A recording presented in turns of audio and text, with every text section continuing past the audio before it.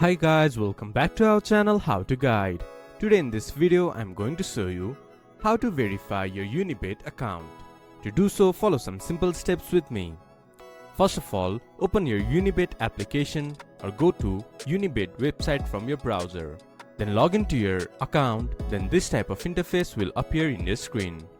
There you can see Verify Identity. From here, click to Verify Identity.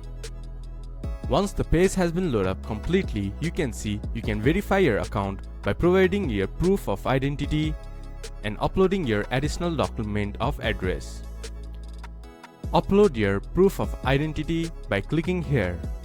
Then upload your additional address document here. Then wait for review. It can take few minutes or it can take several hours as well. Wait for the review, then UniBet will verify your account. This is how you can verify your UniBet account. This much for today's video. If you guys find our video helpful, please leave a like and comment. And do not forget to subscribe our channel and hit the bell icon. I'll see you guys again in our next video. Thank you for watching.